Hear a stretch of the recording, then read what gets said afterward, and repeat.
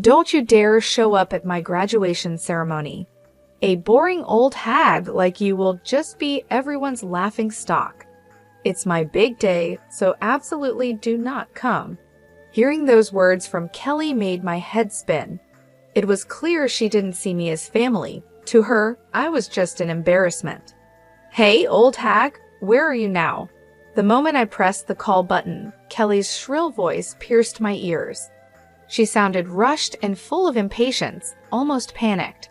"You can't just leave a silly note like that and think it's okay. Where are you now? Come back home now." I could hear Jake's voice too. Both of them were freaking out. "My name is Lisa.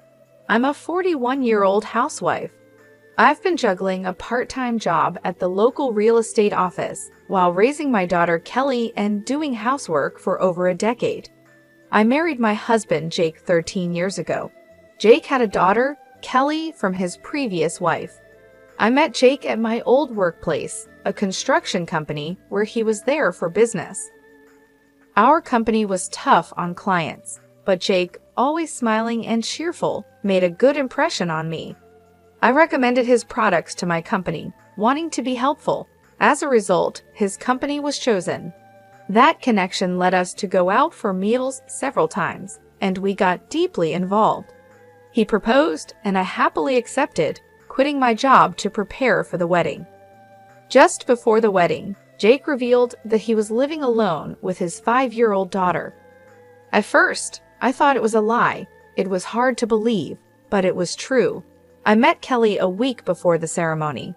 She was maybe shy, hiding behind Jake, and wouldn't come out in front of me. That's when I decided I would live with them for Kelly's sake. I wanted to raise her into a fine adult. I planned to take care of Kelly properly, especially until she graduated from high school. I'm not sure why I felt this way, but her anxious eyes peeking out from behind Jake were unforgettable. I made up my mind and decided to marry Jake. It was my first marriage, and my family was against it. My father was furious and said, "They're mocking you." But I went against my parents' wishes and married Jake. If I had listened to my parents, I might have avoided the trouble that was about to start. 13 years have passed since that marriage. Kelly has turned 17 and is supposed to graduate from high school this year. It should be a joyful occasion, but I couldn't feel genuinely happy. The thought, "I'll make her a fine adult," crossed my mind when I decided to marry Jake. "Hey, old hag, where's my t-shirt? Where did you put it? You didn't steal it, did you?" 3 years after we started living together, Kelly began calling me old hag. At first, she was kind and gradually got used to me, but one day she started calling me old and her attitude became rough. I pulled the t-shirt out from the folded laundry and handed it to Kelly. "Why did you wash it? What if it shrinks? It should have been dry cleaned. You know, you're really clueless, seriously so dumb." I had hand washed and air dried the t-shirt because I thought the fabric would get damaged at the cleaners, but I couldn't say that to Kelly. All I could reply was, "I'm sorry." Kelly snatched it from my hand as if she was grabbing it and said, "Really, you're useless," and left with those parting words. Her words were sharp and pierced my heart. I couldn't argue back, so I just apologized. I didn't understand why Kelly had become so rough towards me. At first, I thought she was teased about her father's remarriage, but it seems that wasn't the case. Around that time, Jake's attitude began to change. He used to smile all the time when he was working, but recently he had stopped showing his smile at home and had become grumpy. He had started calling me hey and you. As Jake's attitude changed, so did Kelly's towards me. I thought there might be something lacking in me, so I made sure not to slack off in household chores and watched over Kelly carefully. I wanted Kelly to grow up to be a respectable adult, but instead, her attitude got worse every day. She called me old hag all the time, and I never heard a thank you from her anymore. It was strange because at parent-teacher conferences, her behavior in class was normal, with no signs of roughness. Jake also talked normally with her and sometimes even smiled. This terrible attitude was only directed at me, which hurt my heart even more.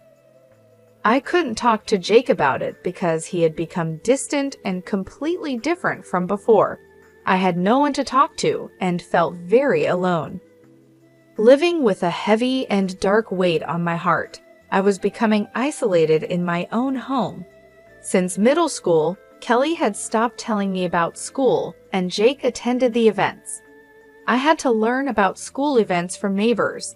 Jake and Kelly seemed to get along well, often going out together. I wanted to be treated as family by them too, and had hoped we could live together happily. It was unbearably painful that it wasn't happening, and Jake's attitude was getting worse. "There's dust on the stairs. Clean it up. You're a stay-at-home wife, aren't you? We're running out of toilet paper. Are you even cleaning the bathroom? You really are so clumsy." These were the kinds of things Jake frequently said to me. When we first got married, we each had our roles in household chores. Jake used to do housework while living with Kelly. At first, he was happy that we could share the chores. Now, I'm doing all the household chores. Jake once said that it's ridiculous for a stay-at-home wife to do all the housework. Kelly was an easy child to raise, but somehow that made me feel worse. When I tried to discuss it with Jake, he dismissed it with, "You're not trying hard enough." In the end, it seemed like everything was my fault. The more I tried to talk to Jake, the more a heavy fog clouded my heart. He would nitpick my every small mistake in housework relentlessly. "Can't you even clean properly? Haven't you learned anything all these years? Do you lack learning ability?" Jake looked down on me with disdain. All I could do was apologize. "I'm sorry. I'll try my hardest. Please forgive me." Jake sighed heavily, clearly exasperated. "Even if you try your hardest, you won't be able to do it. That's why you get scolded. Always saying you'll do it, but you've never managed it, have you?" His words continued to chip away at my heart. As time passed, my heart grew weary, and Kelly turned 18.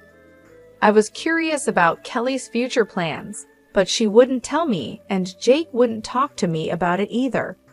By this time, I had stopped talking to Jake and Kelly unless absolutely necessary.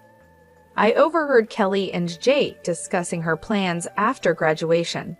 I wanted to know, so I stopped and listened. It's settled. I got into college on a recommendation, and I even got a scholarship. "It's all thanks to you, Dad. Thank you." I could hear Kelly's happy voice. She would never speak to me in such a tone. "Good for you. It's the result of your efforts." It was worth pushing all the housework onto the clumsy maid. What an awful thing to say. He must be talking about me. Yeah, it was a good outlet for stress too. I could hear their contemptuous laughter. I quietly left the spot and hid in the bathroom. It was the only place I could be alone. I crouched in the bathroom, held my head and cried. To think that Jake and Kelly thought of me in such a way. I had endured for the past 12 years. No matter how much my spirit was about to break, I kept being Kelly's mother and Jake's wife. Even when I felt I was at my limit, I forced myself to keep going. There were times when I felt I couldn't get up, but I made myself get up, make lunch, prepare breakfast, and do the laundry and cleaning. If I were honest, I would have preferred to just lie down, but doing so would surely make me no longer needed by Jake and Kelly. That fear kept me going. I spent my days exhausted. Honestly, I don't remember much from that time. One day, when I was out shopping, a neighbor shocked me with the news. The next day was Kelly's high school graduation ceremony. I couldn't admit I didn't know, so I just smiled vaguely and left. As soon as I got home, I collapsed onto the sofa. I had always thought of making Kelly a respectable adult. Graduation from high school was supposed to be a milestone for that. Again, I was the only one left out in this house. I am not allowed to have a smartphone or use a computer. All communication and information came through Jake and Kelly, and they chose to keep me in the dark. I have a simple flip phone that can only make calls. Jake handles all interactions with the school, so I don't even have anyone I can call a mom friend. I have no way to learn about school information. Still, I found out about sports days and performances from neighbors' conversations and kids' chats on their way back from school, and I secretly attended them. I wanted to properly attend the high school graduation and celebrate her step into adulthood. As I was crying on the sofa, Kelly came back from school. "Hey, old hag, what are you slouching around for? It's depressing. You're making the whole house dark. Can't you do something about it?" Kelly glared at me. It was her fault, yet she acted like this. If Kelly had told me the date of the graduation ceremony, I wouldn't have felt this way. For the first time, I felt anger slowly rising from the depths of my heart. "The graduation ceremony is tomorrow, isn't it? Seems like you didn't tell me." I questioned her with a feeling of blame. Kelly looked slightly taken aback by my defiant words, but exaggeratedly sighed to cover it up. "So what? You wouldn't come to the graduation anyway, so why does the date matter to you?" I tilted my head in defiance at Kelly's words.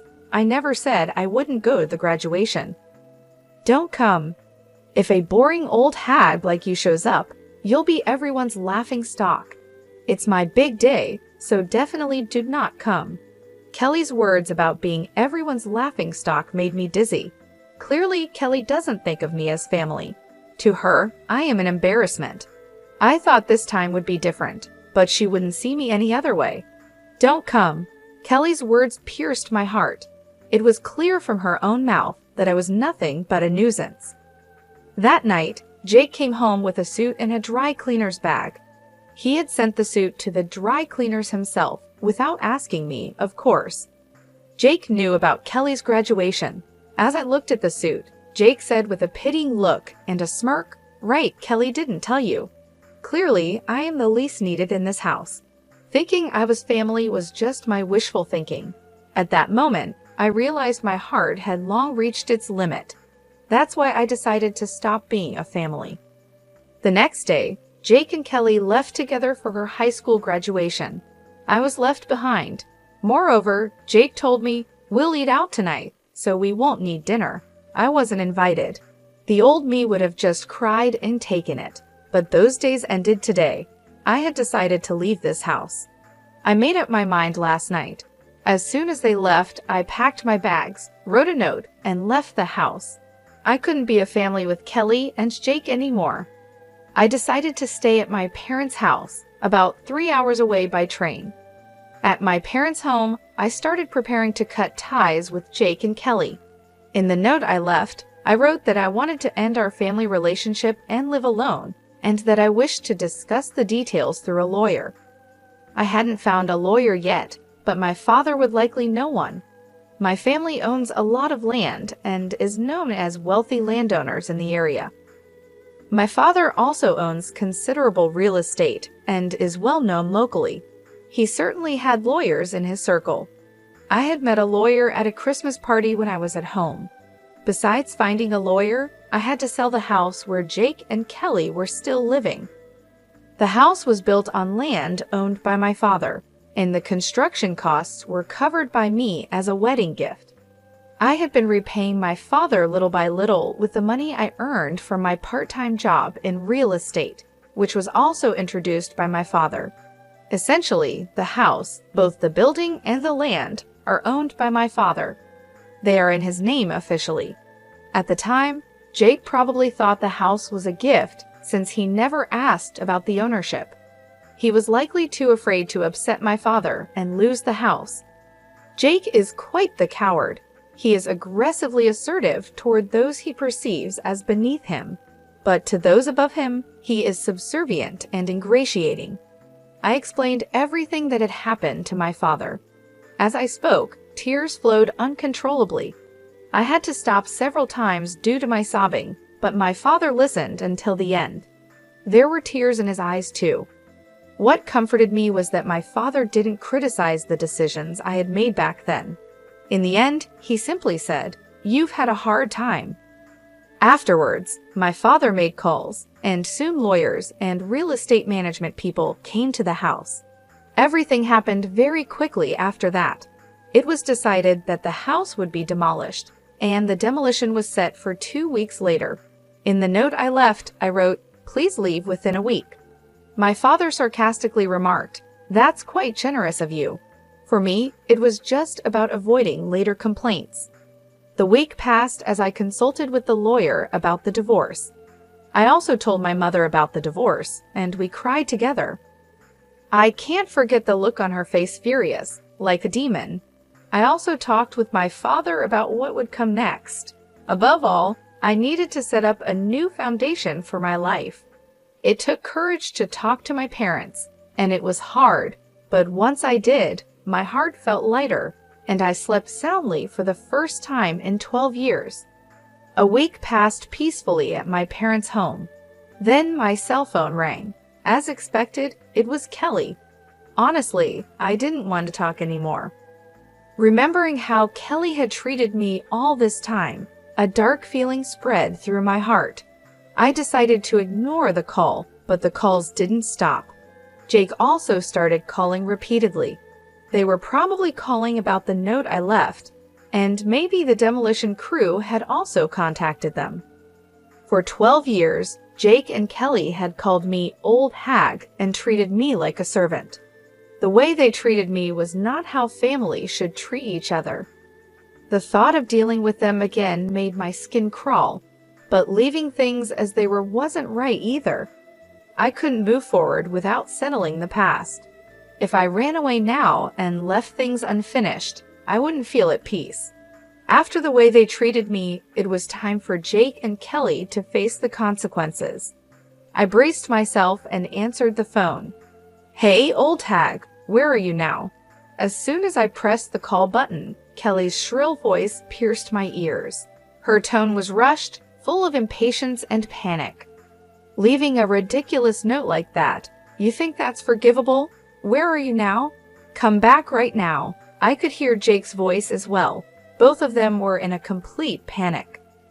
I imagined Kelly coming home from graduation, finding that this servant-like woman who used to relieve their stress was gone.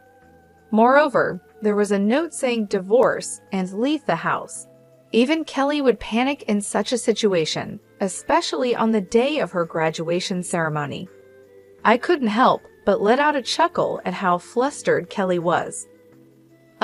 Who is this?" Kelly seemed surprised by my response and stumbled over her words. I hung up the phone. Afterwards, I called the real estate management company to check when the demolition was starting. It was scheduled for tomorrow as planned, and Jake had already been notified. I asked to postpone the demolition to the day after tomorrow and requested that Jake be informed of the one-day delay. The one-day reprieve was granted. Jake would probably come here then. I was ready to deliver a heavy blow to Jake and Kelly.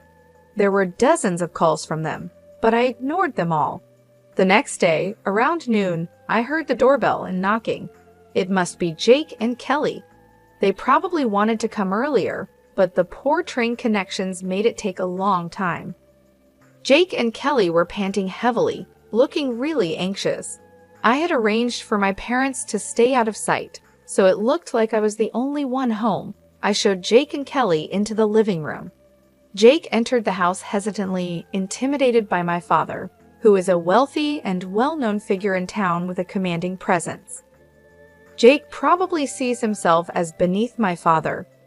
On the other hand, Kelly wasn't intimidated at all.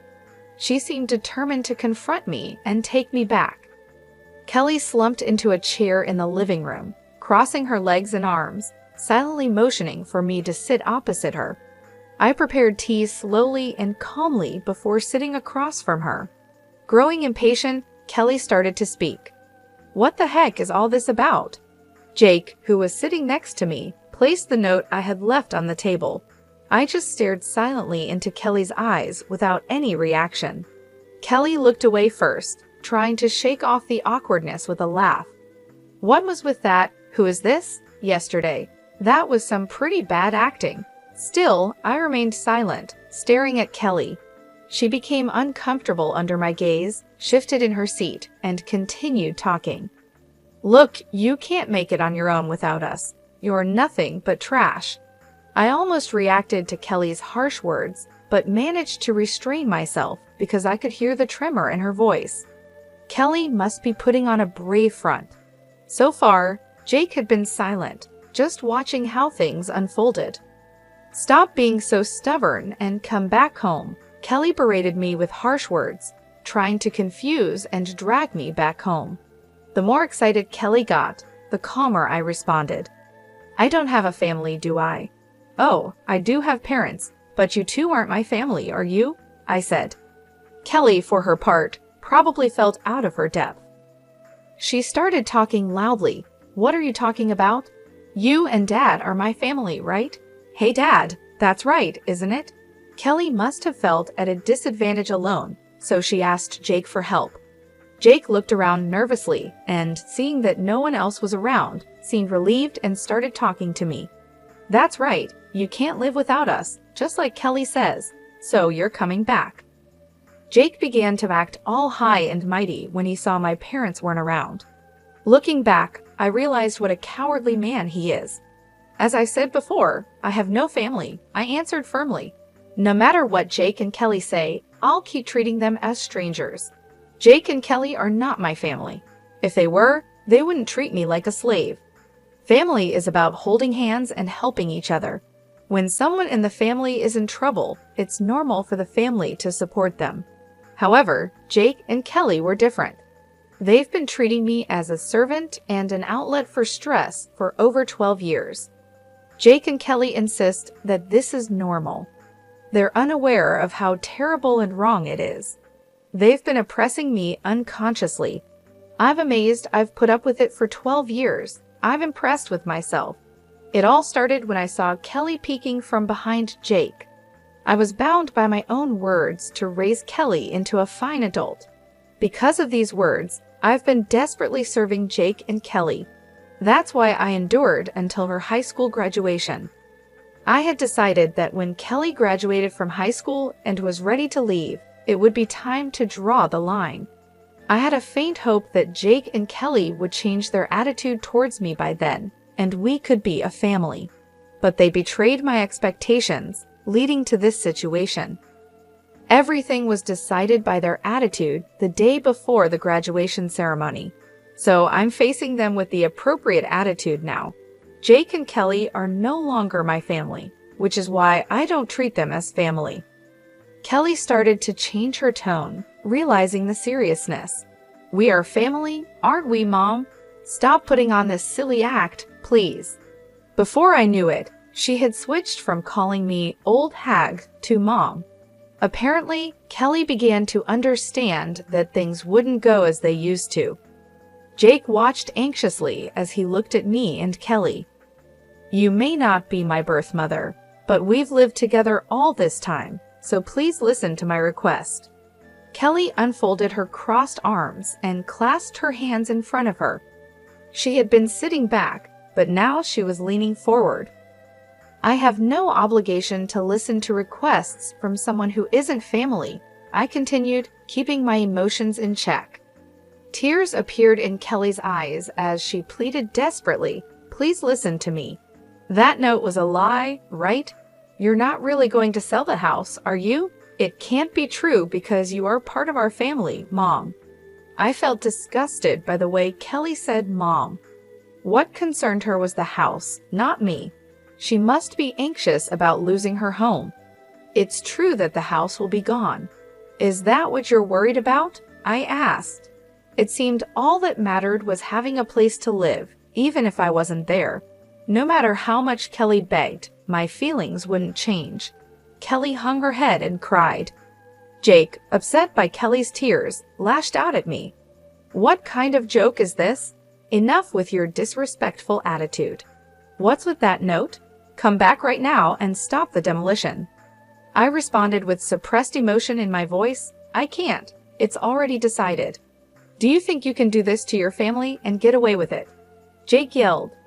"That's why I keep telling you, you are not my family," I replied, but neither Jake nor Kelly seemed to be listening. "Enough already. Haven't I been saying we're not family?" I thought, feeling like I was repeating myself. Jake suddenly stood up and slammed his fist on the table. Don't mess with me. I was shocked but kept my emotions in check. Who's messing around? You haven't treated me as family for 12 years, and now you can't suddenly act like it. That's impossible. My voice came out harsher than I expected. I was angry too, even though I didn't show it. Anger was bubbling up inside me like magma. I couldn't forgive Jake and Kelly's incredibly selfish actions. They trampled on my 12 years of suffering and efforts to become a family with them. They rejected, mocked, and exploited me extensively. I was left out, feeling lonely and in pain. I had wished countless times to be treated as family, but my wish was never fulfilled. It took me 12 years to give up. I continued to strive to build a relationship as Kelly's mother, as family, but it ended like this. A self-mocking smile appeared on my face. Seeing my dry smile, Jake and Kelly stared at me in shock. Jake seemed to lose strength and slumped down into his chair. These two never understood my feelings and tried to exploit me until the very end. I cared for Jake and Kelly, but they never cared for me. No matter how much I cherished them, they never cherished me. And now, when they're in trouble, they try to use me, claiming we're family, something they never believed in. It's too convenient. I feel not just a headache, but even nausea. Why did I put up with these people for 12 years? Looking back, it's strange, but it's pointless now. There's no future for the three of us together anymore. All I can do is make Jake and Kelly acknowledge their guilt and make amends. I no longer expect anything from Kelly or Jake, nor do I trust them. Jake stood up and apologized deeply. I'm sorry, please come back, I'm begging you. No matter how he apologizes, it doesn't resonate with me at all. I won't reach out to help, and I definitely don't think about living together. Enough already. I'm not your family anymore. I'm a stranger to you. Kelly also began to apologize deeply. I'm sorry, please forgive me. We're family, so I want to go back home together. I'm appalled by her selfish way of speaking. After treating me like a stranger for 12 years, now what? Come back because we're family? Did she think I'd be okay with that? That's too naive. No way. It seemed I could no longer keep my composure. Words I would never have said before came out of my mouth. I don't want to hear your excuses. I can't trust any words anymore. I definitely can't think of us as a family ever again. Then I placed a single piece of paper in front of Jake. It was a divorce form. Of course, I had already signed it. Hurry up and sign the divorce form. I'll file it myself. Write it here right now. Jake shook his head vigorously, then showed me a smile. Think it over, okay? I was shocked at how bad Jake was at the end of our life together. He really is a small-minded man. I had always misunderstood Jake's ingratiating smile. The smile he showed when we first met was a sleazy expression of sizing someone up. I mistook it for the smile of a kind person. Thinking about it now still makes me angry. I stood up and called for my parents in the back. My parents then entered the living room. Jake's mouth hung open, as if his jaw had dropped. Father-in-law, he stammered. My father glared sharply at Jake, and my mother also looked stern. Just being glared at made Jake shrink and cower. I'm very sorry. Jake started apologizing deeply and forced Kelly to do the same. I've troubled you because of Lisa's misconduct. I thought I heard wrong. My misconduct? Was Jake still trying to evade responsibility? My father's eyebrow twitched, but he remained silent. Lisa, well, she left home on her own, so I was just trying to persuade her to come back, right, Kelly? Jake urged Kelly to agree with his ridiculous story. Lisa's misconduct. Don't joke with me. My father's loud voice echoed through the house, making the windows rattle. Jake and Kelly gasped quietly. My father stood in front of Jake, meeting his gaze. How can you say Lisa was being selfish? You only think of yourself. You really are a petty man. Then he turned to Kelly. You've done some terrible things too, Kelly. What did you think of Lisa? You did it again. My father's loud voice reverberated throughout the room. Kelly must have been really scared. Her body was trembling. My father stood towering over them with a stern look. Kelly, you've been causing problems at school too. I've looked into it. Using my father's connections, we hired a private investigator, and it turns out Kelly had been extorting money from a girl at school. The victim was too scared to confide in anyone, but my father arranged for her to file a criminal complaint. Kelly, with wide eyes, exclaimed, "She ratted me out, didn't she?" I felt like I had seen Kelly's true nature. She hadn't reflected at all. She was only thinking about getting through this situation. "And you, Jake, you've been embezzling money from the company." This too was revealed by the private investigator. Jake had been making fake business trips.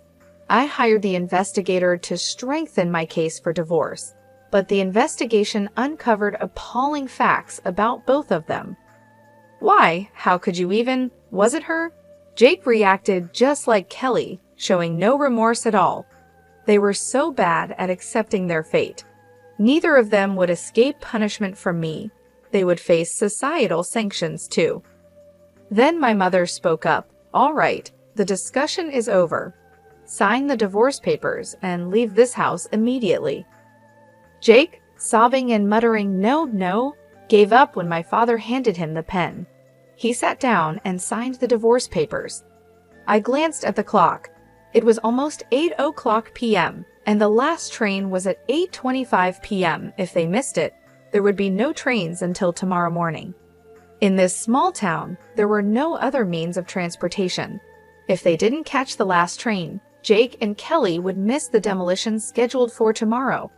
They probably hadn't packed their bags, thinking they could persuade me. While I was hesitating whether to tell them, Kelly suddenly said something unbelievable with a sulky attitude. "But this divorce was initiated by you, right, Mom? Dad, you should get alimony."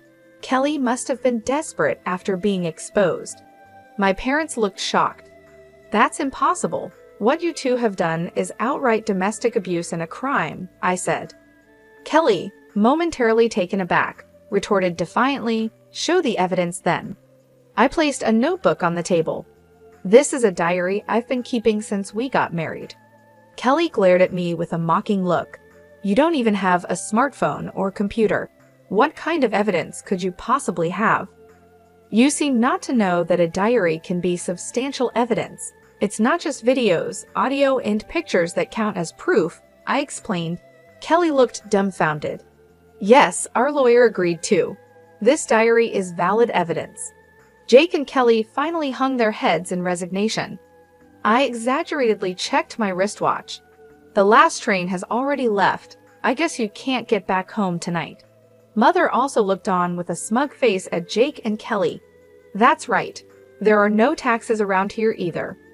I wonder if there's even a decent hotel nearby. Well, our business here is done. Get out now." Jake and Kelly were rushed out of the house. They probably couldn't believe the last train left so early. I watched them hurrying toward the station from the second-floor balcony. As I watched Jake and Kelly's flustered backs, everything that had been building up inside me began to flow away.